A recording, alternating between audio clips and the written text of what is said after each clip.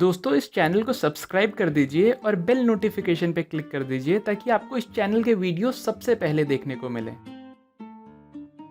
अरे यार, कल के टेस्ट में 4 चैप्टर आने वाले हैं। आइडिया, अभी टीवी सीरीज देख लेता हूँ और रात को 4 घंटे बैठ के वो पढ़ लूंगा। और एग्जाम के टाइम अरे यार वो याद क्यों नहीं आ रहा।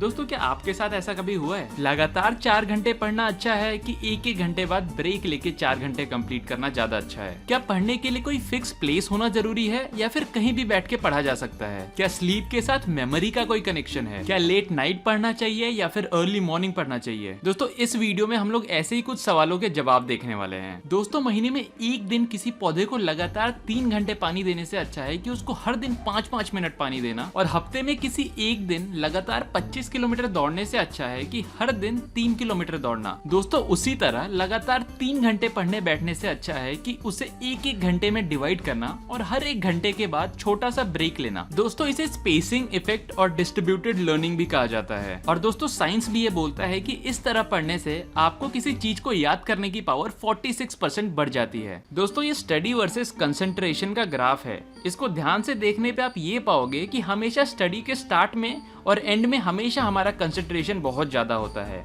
मगर बीच के टाइम वो हमेशा कम हो जाता है। और दोस्तों मूवीज के टाइम में भी आपने यही देखा होगा कि आपको मूवीज के स्टार्टिंग के और एंड के सीन ज्यादा अच्छी तरह याद रहते हैं बीच के सीन के मुकाबले। इसीलिए दोस्तों आप कोई भी सेशन जितना भी छोटा रखोगे आपको वो उतना ही अच्छी तरह याद होगा। दोस्तों क्या आपके साथ कभी ऐसा हुआ है कि एक बार पढ़ने पे वो चीज आपको अच्छी तरह समझ में आ गई और उसके बाद आप कुछ और पढ़ने लग गए, लेकिन जब वही चीज एग्जाम में आई तो आप उसको अच्छी तरह याद नहीं कर पाते? दोस्तों इसे फ्लुएंसी इल्यूजन कहते हैं, यानी कि जब वो चीज हमारी आंखों के सामने होती है तो ब्रेन में ऐसा इल्यूजन क्रिएट हो जाता है कि वो चीज याद हो गई है, लेकिन असल में ऐसा नहीं होता। इसीलिए दोस्तों किसी भी चीज को 4 बार देख के पढ़ने से अच्छा है कि उसे एक बार देख के पढ़ो और 3 बार उसे याद करने की कोशिश करो। दोस्तों माना कि ये काम बहुत डिफिकल्ट है, क्योंकि हम लोग जब भी अपने ब्रेन से कुछ रिकॉल करने की कोशिश करते हैं तो हमारे ब्रेन को बहुत ज्यादा मेहनत करना पड़ता है, और इसीलिए हम लोग ज्यादातर टाइम इस चीज को स्किप करने की कोशिश करते हैं। और ऊपर से फ्लुएंसी इल्यूजन तो है ही। इसीलिए दोस्तों 20% रीडिंग और 80% रिकॉल।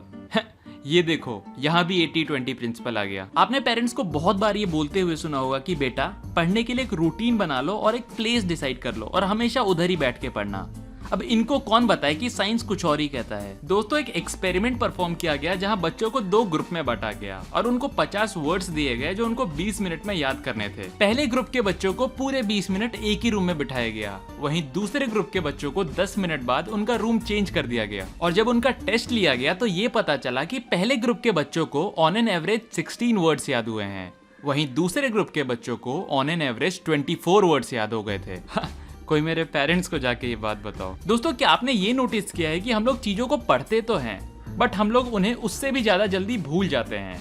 अगर आपके साथ भी ये प्रॉब्लम है तो इसके लिए आप 3 चीजों पे मास्टरी गेन कर सकते हो, जो है टेस्ट, टीच और मिक्स। दोस्तों किसी भी चीज को याद करते समय अगर आप टेस्ट, टीच और मिक्स यूज करोगे तो आपको वो चीज बहुत जल्दी याद हो जाएगी। दोस्तों टेस्ट के अंदर आपको वो चीज पढ़ने के बाद जल्दी से जल्दी खुद का एक टेस्ट लेना है उस टॉपिक पे, ताकि आपको अच्छी तरह पता चल जाए कि आपको वो चीज याद हुई है कि नहीं, और अगर याद नहीं हुई है तो वो कौन सी चीज है जो आपको याद नहीं हुई है। दोस्तों टीच में अगर कोई कॉन्सेप्ट आपको समझ में आ गया है तो वही कॉन्सेप्ट आपको अपने दोस्त को भी समझाना है, क्योंकि दोस्तों जितना आप सिखाओगे उतना ही जल्दी आप उस चीज में मास्टर बनोगे। और दोस्तों मिक्स में आपको उस कॉन्सेप्ट के ऊपर ज्यादा से ज्यादा क्वेश्चंस बनाने हैं, क्योंकि जितना क्वेश्चन आप बनाओगे उतनी ही ज्यादा बेहतर अंडरस्टैंडिंग होगी आपको उस कॉन्सेप्ट की। पढ़ते समय स्लीप या फिर छोटा सा नैप कितना जरूरी है? दोस्तों इसके लिए एक एक्सपेरिमेंट किया गया जहां स्टूडेंट्स को 2 ग्रुप में बांटा गया, जहां उनको same topic same amount of time के लिए याद करने के लिए दिया गया। वहीं पहले ग्रुप के बच्चों को पढ़ाई के बीच में नैप लेना अलाउड था, मगर दूसरे ग्रुप के बच्चों को नैप लेना अलाउड नहीं था। और जब आखिर में टेस्ट लिया गया तो ये पता चला कि दूसरे ग्रुप के बच्चे जिनको नैप लेना अलाउड नहीं था उनको ऑन एन एवरेज B+ आया, वहीं पहले ग्रुप के बच्चे जिनको नैप लेना अलाउड था उनको ऑन एन एवरेज A+ आया। दोस्तों स्लीप के टाइम इंफॉर्मेशन हमारे सबकॉन्शियस माइंड से ब्रेन में स्टोर होना शुरू होती है, और यही वो टाइम है जब सारे अनइम्पोर्टेंट डेटा को हटा के सिर्फ इम्पोर्टेंट डेटा को स्टोर करने की प्रोसेसिंग चलती है। इसीलिए दोस्तों आपने ये नोटिस किया होगा कि नींद से उठने के बाद आप इतना फ्रेश महसूस क्यों करते हो। इसीलिए दोस्तों नैप लेने में कोई नुकसान नहीं है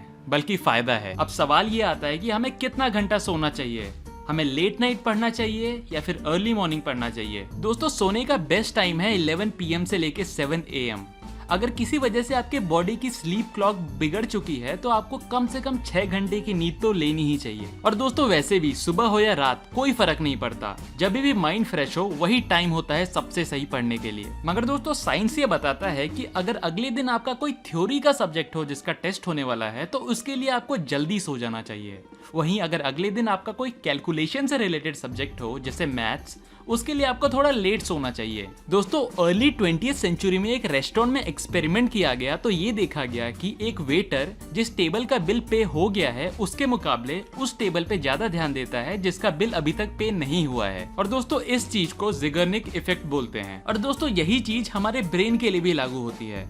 हमारा ब्रेन फिनिश टास्क के मुकाबले अनफिनिश टास्क के लिए ज्यादा अच्छे से काम करता है। दोस्तों आपने भी ये बहुत बार नोटिस किया होगा कि एग्जाम से पहले आपको सब कुछ याद रहता है और वहीं एग्जाम खत्म होने के बाद सब खत्म। क्योंकि दोस्तों हमारे सबकॉन्शियस माइंड को ये पता होता है कि कौन सा टास्क फिनिश हो गया है और कौन सा टास्क अभी भी इनकम्प्लीट है, इसीलिए वो इनकम्प्लीट टास्क के लिए जगह बनाने के लिए कंप्लीट टास्क को हटा देता है। दोस्तों पढ़ते समय भी ब्रेक लेना आपके लिए बहुत ज्यादा फायदेमंद है। ऐसा करते टाइम ज़ाइगर्निक इफेक्ट काम करना शुरू कर देता है और आपके सारे अनफिनिश टास्क आपके ब्रेन में ही प्रोसेस होने लग जाते हैं और दोस्तों नए आइडियाज आने के चांसेस भी बहुत ज्यादा बढ़ जाते हैं। दोस्तों अगर वीडियो पसंद आए तो प्लीज इस चैनल को सब्सक्राइब कर लीजिए, वीडियो पे लाइक पे क्लिक करना बिल्कुल मत भूलिए और दोस्तों मुझे सपोर्ट करने के लिए आप इस चैनल को शेयर भी कर सकते हो। जाने से पहले अपना कमेंट लिखना बिल्कुल मत भूलिए और जाते जाते धन्यवाद। Thanks for watching.